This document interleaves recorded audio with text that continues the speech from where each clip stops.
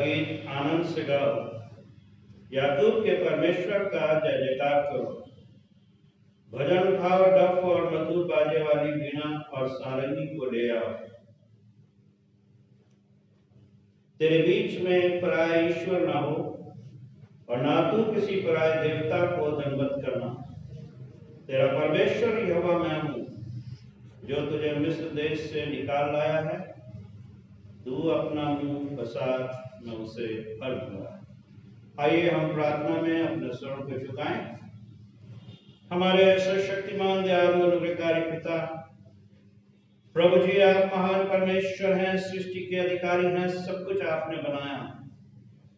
हम धन्यवाद करते हैं कि आपने हमें अपनी संतान होने का अधिकार दिया और आपने हमें प्रभु जी आशीषें दी हैं, चंगाई दी है और यहाँ तक प्रेम किया कि आप हमारे लिए इस दुनिया में आए।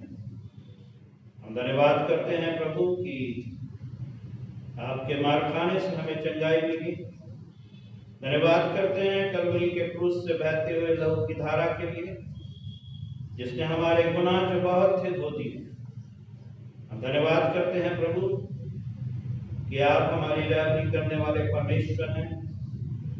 धन्यवाद करते हैं कि आपने हमें ये मौका दिया कि आपके भवन में हम इकट्ठा हो, आपकी बंदगी करें, आपकी हमद सिताइश के गीत गाएं, आपके वचन को पढ़ें, उस पर मनन करें और प्रभु जी उन आशीषों के लिए धन्यवाद करें जो आपने हमें दी हैं। आज की सुबह जो कुछ भी हम आपके भवन में करते हैं वो आपको ग्रहण योग्य ठहरे प्रभु, और होने दीजिए कि आपका भवन पवित्र सामर्थ्य से भरे और हम में से हर एक व्यक्ति प्रभु उस पवित्र उपस्थिति को महसूस करे। शुद्ध मन और पवित्रता के साथ हम आपकी बंदगी करें और निरंतर हमारे मुंह से आपकी स्तुति और महिमा इस जमीन पे प्रकट होती रहे। प्रार्थना करते हैं प्रभु कि आपका पवित्र आत्मा आपके घर में जुम्बिश करे और ये समय प्रभु हमारे से शैतान ना चुराए, पर ये समय हम में से हर एक के लिए सुंदर आशीषों का समय है। जितने भी लोग इस आराधना में शरीक हों प्रभु, सामर्थी हाथों में लाएं, अपने लहू में हमें ढांपे। हर बुराई, हर शैतानी सोच, हर शैतानी बातों से प्रभु जी आप हम सब की रक्षा करें। इसी विश्वास के तहत कि आप अपने भवन में हैं, हम सारा आदर, सारी महिमा आपको देते हैं और इस विनती को हमारे उद्धारकर्ता प्रभु यीशु मसीह के सामर्थी नाम में होकर मांगते हैं, सुने और ग्रहण करें। आमीन। आइए हम प्रभु की महिमा में मिलकर गीत गाएंगे। गीत है आशीष तुझसे चाहते हैं, और हम अपने स्थान पे खड़े होंगे और ये कॉमन गीत है, हम इसको मिलकर गाएंगे।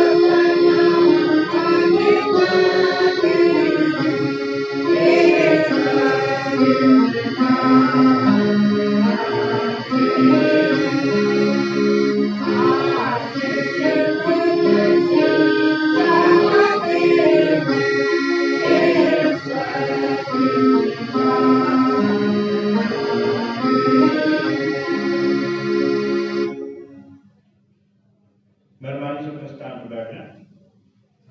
पवित्र शास्त्र से हम परमेश्वर का वचन सुनेंगे। दूसरे राजा की किताब उसका 23 अध्याय पद 1 से लेकर पद 9 तक। और हम इसमें कोई भी एक जना बाइबल ले ले और उसको सामने आके पढ़ लें। दूसरे राजा की किताब 23 अध्याय पद 1 से लेके पद 9 तक।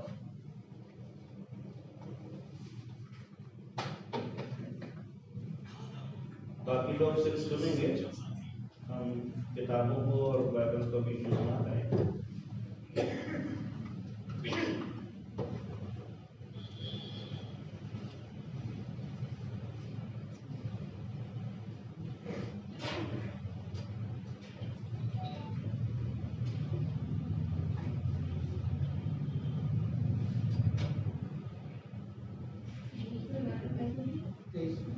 तेईस अध्याय 1 से 9।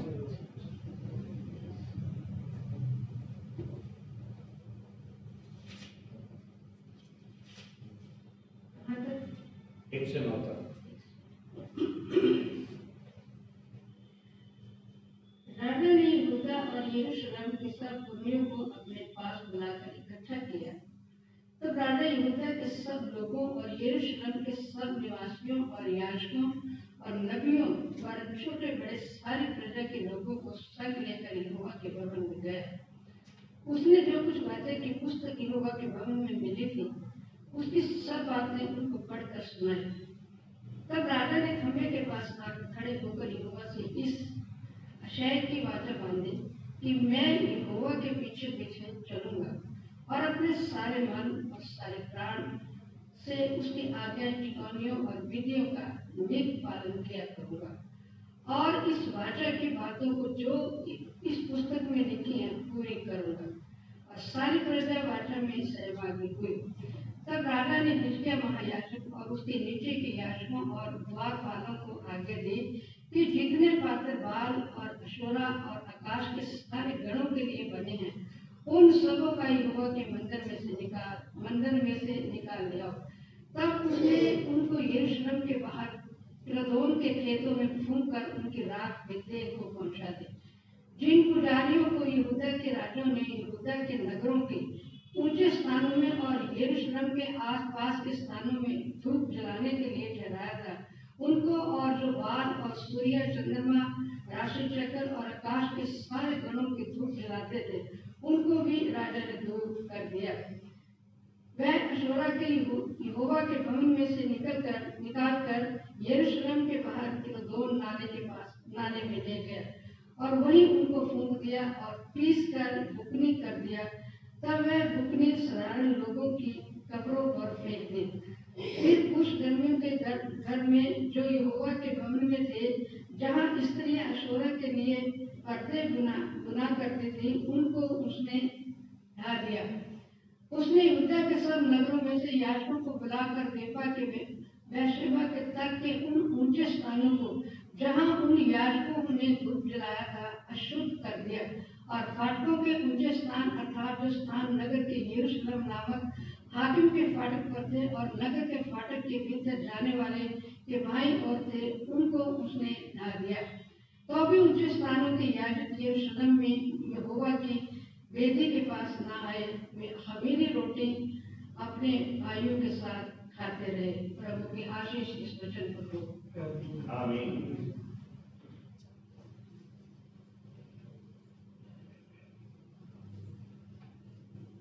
आइए हम प्रार्थना में अपना सर झुकाएं। हमारे सर्वशक्तिमान दयालु पिता, हम धन्यवाद करते हैं प्रभु जी की आप महान परमेश्वर हैं, सृष्टि के अधिकारी हैं। ये जीवन आपने हमें दिया है और इस जीवन की सुरक्षा केवल हमें आपसे मिलती है। हमारे हृदय धन्यवाद से भरे हैं, क्योंकि प्रभु जी इस जमीन की कोई ऐसी आशीष नहीं है जो आपने हमें ना दी। हम धन्यवाद करते हैं कि एक लंबे समय के बाद हमें ये मौका आपने दिया कि हम आपके घर में इकट्ठा हो सकें और प्रभु जी आपकी हम बंदगी कर सकें, क्योंकि आप चाहते हैं कि आपके लोग एक साथ मिलकर आपकी हमदो सिताइश करें, आपकी वंदना करें, क्योंकि आप इसी के योग्य परमेश्वर हैं। प्रार्थना करते हैं प्रभु, हमारी कलीसिया में अगर कोई अस्वस्थ है, विशेष तौर से हम अपनी प्रार्थना में याद करते हैं मिसेस प्रीसा को। हम प्रार्थना करते हैं मिस्टर सतीश कुमार के लिए, मिसेस उल्फत डैनियल के लिए, मिस्टर चिश्ती के लिए। और अगर हम इसे जानते हैं या नहीं जानते, अगर कोई किसी भी तरह से प्रभु जी हताश या निराश है या गमजदा है, परेशान है, आप सामर्थ्य पिता हैं, अपना अनुग्रहकारी हाथ बढ़ाएं, उन्हें छुएं और उनकी सारी दुर्बलता और कमजोरी आपके सामर्थ्य नाम में जाती है। हम प्रार्थना करते हैं हमारी बच्चों के लिए प्रभु, हर एक बच्चे के ऊपर आपकी दया मांगते हैं, उन्हें सामर्थ्य हाथों में रखें और बुराई से बचाएं, उन्हें बुद्धि और समझ में और अकल में प्रभु जी बढ़ाते जाएं। हमारे जवानों के लिए प्रार्थना करते हैं, उनका मार्गदर्शन करें, उनके सामने उनके भविष्य की योजना को प्रकट करें प्रभु। हमारी बहनों को प्रभु जी आप संभालें, जब वो अपने घर की जिम्मेदारियों के साथ साथ आपके घर में काम करते हैं, सेवा करते हैं, तो आप उन्हें बड़ा प्रतिफल दें और उन्हें दें प्रभु जी की हम सब मिलकर आपकी कलीसिया को एक तेजस्वी कलीसिया बनाएं और हमारा आचरण, हमारा व्यवहार इस बात की गवाही बने कि हम उस महान परमेश्वर के चुने हुए लोग हैं, जिसने संपूर्ण मानवता से प्रेम किया और हम सब के लिए आपने स्त्री की मौत को स्वीकार किया। सारा आदर, सारी महिमा आपको देते हैं और इस विनती को हमारे उद्धार करता प्रभु यीशु मसीह के सामर्थ्य नाम में मांगते हैं, सुने और ग्रहण करें, आमीन। सुसमाचार का पाठ हम सुनेंगे मुकद्दस लूका की इंजील, उसके 11वें अध्याय के पद 37 से लेकर 46 तक। Gospel reading according to St. Luke, chapter 11, verses 37 to 46। और हम सुसमाचार के आदर में मेहरबानी से अपने स्थान पर खड़े होंगे। मुकद्दस लूका की इंजील, उसके 11वें अध्याय के पद 37 से लेके पद 46 तक। यहाँ प्रभु यीशु क्रिस्ट के सुसमाचार को इस तरह से लिखा गया है। जब वो बातें कर रहा था तो किसी फरीसी ने उससे विनती की कि मेरे यहाँ भोजन कर। वो भीतर जाकर भोजन करने बैठा। फरीसी को यह देखकर अचंभा हुआ कि उसने भोजन करने से पहले स्नान नहीं किया। प्रभु ने उससे कहा, हे फरीसियों, तुम कटोरे और थाली को ऊपर ऊपर से तो मांजते हो, परंतु तुम्हारे भीतर अंधेर और दुष्टता भरी है। हे निर्बुद्धियों, जिसने बाहर का भाग बनाया, क्या उसने भीतर का भाग नहीं बनाया? परंतु हाँ, भीतर वाली वस्तुओं को दान कर दो, तो देखो सब कुछ तुम्हारे लिए शुद्ध हो जाएगा। पर हे फरीसियों, तुम पर है, तुम पुदीने और सुदाब और सब भांति के साग पात का 10वां अंश देते हो, परंतु न्याय को और परमेश्वर के प्रेम को टाल देते हो। चाहिए तो था कि इन्हें भी करते रहते और उन्हें भी ना छोड़ते। हे फरीसियों, तुम पर है, तुम आराधनालयों में मुख्य मुख्य आसन और बाजारों में नमस्कार चाहते हो। हाय तुम पर, क्योंकि तुम उन छिपी कब्रों के समान हो, जिन पर लोग चलते हैं परंतु नहीं जानते। तब एक व्यवस्थापक ने उसको उत्तर दिया, हे गुरु, इन बातों के कहने से तू हमारी निंदा करता है। उसने कहा, हे व्यवस्थापकों, तुम पर भी है, तुम ऐसे बोझ जिनको उठाना कठिन है मनुष्यों पर लादते हो, परंतु तुम आप उन बोझों को अपनी एक उंगली से भी नहीं छूते। ये प्रभु यीशु क्रिस्त का सुसमाचार है। प्रभु यीशु क्रिस्त की स्तुति हो, आमीन। हम प्रार्थना करें। प्रभु जी, हम धन्यवाद करते हैं, आपका वचन हमारे मार्ग की ज्योति है। जब हम इसका मनन करते हैं, हमारे पास कोई तैयारी नहीं है, समझ नहीं है, बुद्धि नहीं है प्रभु, लेकिन जब आपका पवित्र आत्मा हमें छूता है तो आपका वचन हमसे बात करता है। आज की सुबह आपके वचन पे मनन करने के लिए आपसे हम प्रभु बुद्धि की आशीष मांगते हैं, प्रार्थना करते हैं प्रभु कि आज की सुबह आपका वचन हमारे जीवनों को आशीषित करे, 60, 70 और 100 गुना फलदायी हो, और होने दे प्रभु की वचन को सुनने की, बांटने की, उस पर चलने की आप हम में से हर एक को तैयारी दें। मांगते हैं हमारे उद्धारकर्ता प्रभु यीशु मसीह के सामर्थी नाम में सुने और ग्रहण करें, आमीन। प्यारे अजीजों, सुसमाचार के हिस्से को अगर आपने ध्यान से सुना होगा गॉस्पेल की इंजील से 11वें अध्याय से, और वहां पर हम देखते हैं कि प्रभु यीशु मसीह ने बड़ा ही कठोर संबोधन लोगों के लिए इस्तेमाल किया, और वो संबोधन क्या है? हे फरीसियों, तुम पर हाय, हे व्यवस्थापकों, तुम पर हाय। यानी कि कुछ तो ऐसा था जो प्रभु यीशु मसीह को बहुत बुरा लग रहा था कि वो होना नहीं चाहिए। और अगर आप देखें प्रभु यीशु मसीह के समय में, तो प्रभु यीशु मसीह जब इस दुनिया में थे, उन्होंने देखा फरीसी सोच, यहूदी सोच क्या थी कि धार्मिक समारोह को मनाओ, व्यवस्था को मानो, हाथ धो, बर्तन धो, दान दो, दशमांश दो, डंठलों को गिनो, जो भी फल है उसका गिन के दो, जो ट्रेडिशन चीजें हैं उनको फॉलो करो। लेकिन जो परमेश्वर चाहता था उसकी तरफ उनका ध्यान नहीं जाता था। ये दिखावे की सारी चीजें वो करते थे, लेकिन सच्ची भक्ति और सच्ची आराधना जो परमेश्वर को चाहिए उससे वो कोसों दूर थे। और प्रभु यीशु मसीह ने बड़े ही स्ट्रांगली तरीके से समाज की कुरीतियों के ऊपर कुठाराघात किया। उन्हें स्ट्रेट फॉरवर्ड बोला कि तुम जो करते हो ये गलत है। प्यारे अजीजों, प्रभु यीशु मसीह ने उनको इस बात को समझाने की कोशिश करी कि तुम्हारे हृदय बुरी युक्तियों से भरे हुए हैं। जो बातें तुम लोगों को बताते हो वही बातें बताते हो जिससे तुम्हारी महिमा दूसरों के सामने प्रकट हो, लेकिन तुम लोगों का शोषण करते हो, उनके अधिकार को मार देते हो, विधवाओं की सुधि नहीं लेते हो। प्यारे अजीजों, और ऐसी बहुत सारी बातें, बहुत सारी चीजें जो उनके हृदय की बुराई से प्रकट होती थी। वो अंदर से ना तो दयावान थे, ना तो प्रेम करने वाले थे, ना न्याय करते थे। जो कुछ करते थे अपनी प्रशंसा, अपनी पूजा को पाने के लिए करते थे। और प्रभु यीशु मसीह ने कहा, ऐसे हर उस इंसान के ऊपर मैं हाय देता हूं जो बाहर से कुछ और अंदर से कुछ और है। प्यारे अजीजों, परमेश्वर चाहता है कि हमारा दिखने वाला व्यक्तित्व और हमारी ना दिखने वाली सोच बराबर होनी चाहिए। हम बाहर से तो बहुत अच्छे दिखते हैं, अच्छे अच्छे कपड़े सुजित पहन लेते हैं, ऑर्नामेंट्स पहनते हैं, जब हमारे फेस्टिवल्स होते हैं हमारे ड्रेस को देखने वाले होते हैं। क्या हम उसी तरह अंदर से भी अपने आप को सुसज्जित कर रहे हैं? आज का जो हमारा संडे है, today we celebrate Sunday as a reformation, सुधार प्रक्रिया। सुधारो अपने आप को। परमेश्वर हमारे अंदर उस चेंज, उस बदलाव को देखना चाहता है जो हमें प्रभु के नजदीक लेके जाता है।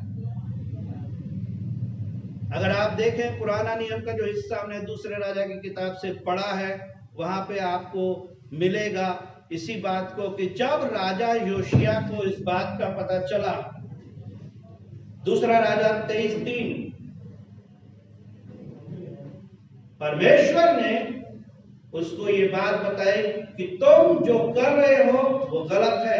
अशेरा की मूर्तियों की पूजा करते हो, पराय देवताओं के आगे दंडवत करते हो, और मैं तुमसे नाराज हूं और मेरा क्रोध यहूदा पे बरपने को है। खुदा की क्लियर कट चेतावनी योशिया के पास चली गई, और उसी वक्त योशिया ने क्या काम करा? अपने घुटनों पे आ गया और परमेश्वर के आगे अपने आप को सिजदा कर दिया उसने। और उसने कहा 23 आयत हमें बताती, 23वें अध्याय की 3री आयत, कि मैं यहोवा के पीछे चलूंगा सारे मन और सारे प्राण से, उसकी आज्ञाओं, चितौनियों और विधियों का पालन करूंगा। और प्यारे अजीजों, समस्त मूर्ति पूजकों, याजकों और झूठे भविष्यवक्ताओं की जितनी भी वेदियां थी, उसने तुरंत आज्ञा दी और उनको नष्ट करवा दिया, रिफॉर्म कर दिया अपने देश को। और योशिया का यह प्रयास एक बहुत बड़ी विपत्ति को उस देश पे लाने से उसने अपने लोगों को बचा लिया। अगर योशिया रिफॉर्म ना करता, वो ये आज्ञा ना देता, वो कुरीतियां अपने अंदर से, अपने शहर, अपने देश के बीच में से ना निकालता, तो परमेश्वर का क्रोध उस पर नाजिल होता। और प्यारे अजीजों, योशिया ऐसे समय पे हताश नहीं हुआ। बहुत बार ये होता है कि हमें खुदा की आवाज सुनाई नहीं देती, लेकिन बहुत बार ऐसा होता है कि हम खुदा की आवाज को सुनकर भी अनसुना कर देते हैं। लेकिन योशिया ने ऐसा नहीं किया, वो हताश नहीं हुआ, निराश नहीं हुआ। जब उसको पता चला मैं गलत हूं, उसने अपने आप को सरेंडर कर दिया परमेश्वर के सामने। और आज मेरे और आप में से कितने ऐसे लोग हैं, जब हमें पता चलता है कि मैं कमजोर हूं, मेरे में ये खामी है, ये कमी है, मैं घुटने पे आके क्या मांगता हूं कि खुदा तू मुझे छू दे, मुझे बदल दे। हम ऐसा नहीं करते हैं और हम उसी रास्ते पे चलते चलते चलते वहां पहुंच जाते हैं, यहाँ पे केवल अंत बुरा है। प्यारे अजीजों, योशिया ने अपने देश के अंदर वो सुधार कर दिया। अगर आप पूरे हिस्से को ध्यान से सुना होगा, आपने 2 राजा 23 अध्याय 1 से 9, उसने बहुत सारे सुधार किए, बहुत सारे सुधार। और प्रभु यीशु मसीह का भी सामना ऐसे ही लोगों से हुआ।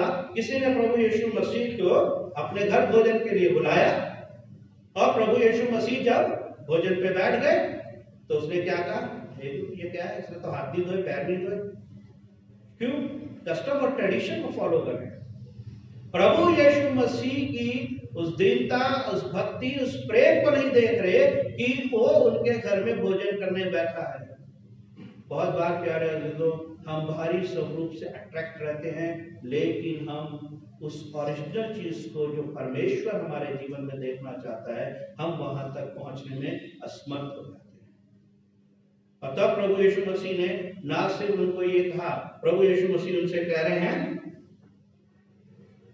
43वीं आयत में कि हाय तुम पर जो आराधनालयों में, मुख्य आसनों और बाजारों में नमस्कार चाहते हो, हाय हम उन पर।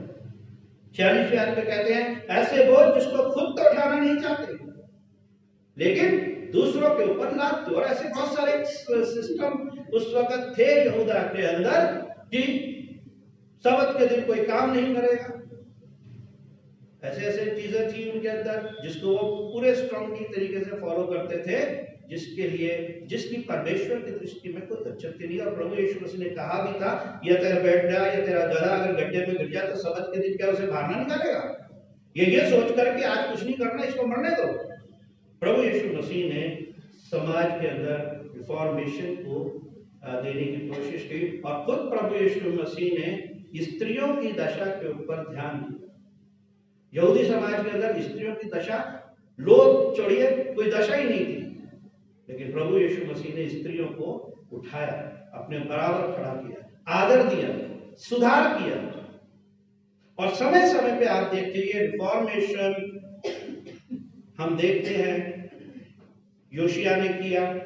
प्रभु यीशु मसीह के टाइम पे उन्होंने बहुत सारे रिफॉर्मेशंस किए, उन कुरीतियों को निकाला जो कलीसिया या समाज या हमारे घर या हमारे जीवन में आने लगी थी।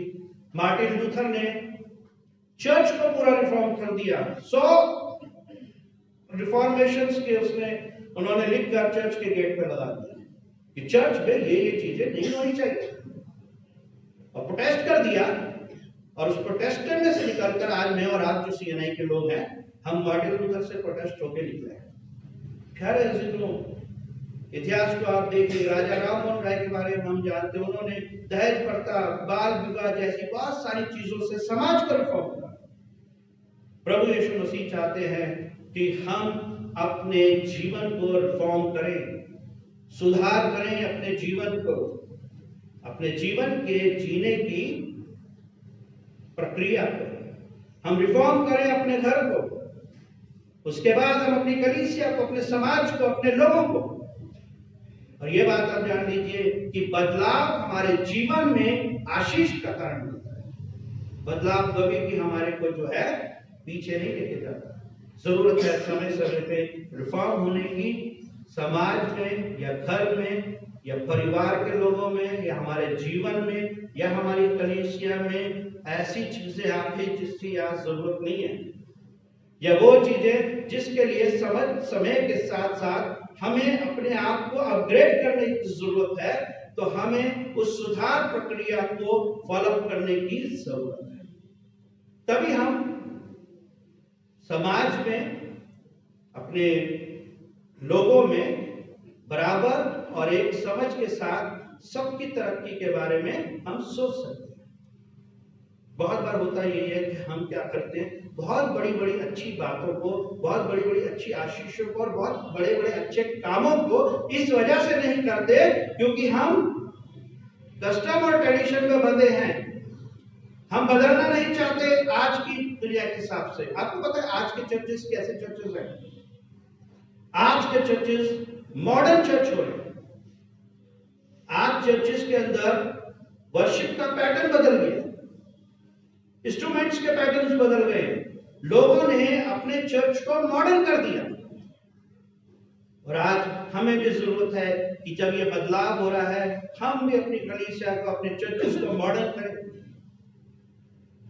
समय के साथ बदलना गलत बात नहीं है। समय के साथ बदलाव हमारे को अपग्रेड करता है, चाहे वो कलीसिया है, चाहे वो हमारा घर है, चाहे वो मेरा व्यक्तिगत जीवन है। जब तक हम अपने अंदर की चीजों को निकाल कर बाहर नहीं फेंकेंगे, हम नई चीजों को अडॉप्ट करने के लिए अपने आप को तैयार नहीं कर सकेंगे। और प्रभु यीशु मसीह ने यही बात उनको की कि तुम वही देख रहे हो, हाथ नहीं धोया, बर्तन को तुम बाहर से मांजते जा रहे हो, लेकिन अंदर गलत भरी है, तभी उसको भी साफ करो। प्यारे जो रिफॉर्मेशन संडे, आज का जो दिन, आज के जो विशेष रीडिंग आती है, रिफॉर्म करिए अपने आप को। मत्ती 23:28, तुम भी ऊपर से मनुष्यों को धर्मी दिखाई देते हो, परंतु भीतर कपट और अधर्म से भरे हुए हो। दो तरह का जीवन परमेश्वर को प्रिय है। आप जैसे अंदर से हैं, अगर आप बाहर से भी वैसे हैं, तब प्रभु आपको आशीष देता है। लेकिन आप बाहर से तो बहुत मॉडिफाई हैं, लेकिन सोच आपकी जो है वो बहुत गलत है। किसी को प्यार नहीं करना, किसी की मदद नहीं करना, किसी के लिए अच्छा सोचना नहीं, किसी के लिए कदम आगे नहीं बढ़ाना, किसी को आगे बढ़ाने के लिए नहीं उठाना, किसी के लिए हाथ नहीं बढ़ाना, और बहुत सारी चीजें। परमेश्वर आपके बाहरी रूप से प्रसन्न नहीं होगा, परमेश्वर आपके अंदर के रूप से प्रसन्न होता है। ना दिखने वाली सोच, अगर वो प्यूरिफाइड है तो मैं और आप प्यूरिफाइड है। हम उस जीवते परमेश्वर के बेटे और बेटियां हैं जिसने हमें इस दुनिया में भेजा है। और प्रभु यीशु मसीह इसके बहुत बड़े एग्जाम्पल हैं। वो जैसे भार थे, वो कहते थे क्षमा करो, कोई तेरे एक गाल पे थप्पड़ मारे दूसरे पे मार दो, उन्होंने खुद थप्पड़ खा के दिखा दिया। उन्होंने कहा अपने दुश्मनों के लिए प्रार्थना करो, वो कलवरी के क्रूस से प्रार्थना कर रहे हैं। बाहर और अंदर इक्वल है। रिफॉर्म जरूरत है, सुधार की जरूरत है। आज मुझे सुधार की जरूरत है, आपको सुधार की जरूरत है। अपने मन को सुधारिए, अपने घर को सुधारिए, अपने घर में से वो चीजें, वो आदतें, वो काम जिससे हमारे बच्चे गलत एग्जाम्पल लेते हैं, वो आदतें जो हमारे बच्चों का रास्ता भटका रही हैं, वो चीजें जो हमारे बच्चों को इस बात को सोचने पर मजबूर कर रही है, जब वो बड़े हो रहे गलत रास्ते पर, वो सारी चीजें निकाल के बाहर फेंक दीजिए अपने घर से। तभी आपका घर ब्लेस्ड होगा। आपकी कलीसिया के अंदर अगर ऐसी कुरीतियां हैं, ऐसी बातें हैं, उनको निकाल के बाहर करिए, तभी आपकी कलीसिया एक तेजस्वी कलीसिया बनेगी और हम सबका जीवन परमेश्वर की दृष्टि में धन्य होगा। रिफॉर्मेशन जरूरी है हमें अपने आप को ब्लेस्ड करने के लिए। और प्रभु यीशु मसीह ने बहुत बड़े तरीके से रिफॉर्म किया। अगर प्रभु यीशु मसीह ने रिफॉर्मेशन ना किया होता तो आज महिलाओं की दशा भी निम्न होती। और ये बात सच है कि जब प्रभु यीशु मसीह ने महिलाओं को रिफॉर्म करके उनकी दशा को अपग्रेड कर दिया, उठा दिया। अंत में प्रभु यीशु मसीह के प्रति विश्वास योग्य वो महिलाएं थी। जब वो क्रूस पे थे वहीं वो खड़ी थी। सारे चेले भाग गए थे जो दावा करते थे। प्यारे दोस्तों, परमेश्वर चाहता है कि हम परमेश्वर की इच्छा को जाने और उसे पूरा करें। आने वाला समय कठिन है और आने वाले समय में बहुत सारी चीजें होनी है। Second coming of Jesus Christ वो होने वाला है। प्रकाशित वाक्य शुरू। अगर आज हम अपने अंदर से इन कुरीतियों को निकाल के खुदा के कदमों में आते हैं, उसकी प्रकाशन को, उसकी ज्योति को ग्रहण करते हैं और हमारा हृदय जब परमेश्वर की उस प्रकाश, उस ज्योति से भर जाएगा तो वो ज्योति मेरे काम, मेरे आचरण, मेरे व्यवहार से दूसरों के सामने प्रकट होगी और लोग मेरे और आपके जीवन को देख के ये जानेंगे कि हम उस परमेश्वर के लोग हैं जिसने संपूर्ण मानवता के लिए अपने आप को दे दिया। प्रभु हम सबको इन वचनों से आशीष दे। God bless you. आमीन। प्रभु जी, हम धन्यवाद करते हैं आपकी बड़ी दया के लिए। हम धन्यवाद करते हैं आपके सामर्थी वचन के लिए जो आज इस सुबह हमें प्रेरित करता है कि हम उन कुरीतियों को अपने अंदर से निकालें प्रभु, जिसने हमारे जीवनों को जकड़ा हुआ है। नई सोच, नई दिशा के साथ आगे बढ़े और प्रभु जी आपकी इच्छा को अपने जीवन में हम पूरा करें। हम धन्यवाद करते हैं इस दान के लिए जो लोगों ने दिया है। अपनी घटती और बढ़ती से जिस जीविका को खोला है उससे आशीष मांगते हैं। भंडारों को भरे, मनोकामनाओं को पूरा करें। धन्यवाद करते हैं प्रभु कि आपने हमें अकेला नहीं छोड़ा। जब आपके भवन से जाएंगे सामर्थ्य आपको में लेके जाएं। हमें तैयारी दें कि हम आपकी इच्छा को इस जमीन पे अपने जीवन से पूरा करें। हम सारा आदर, सारी महिमा आपको देते हैं और इस व्यक्ति को हमारे साथ करता प्रभु यीशु मसीह के सामर्थ्य नाम में मांगते हैं, इसमें और ग्रहण करें। आमीन। प्रभु की प्रार्थना हम सब मिलकर कहें।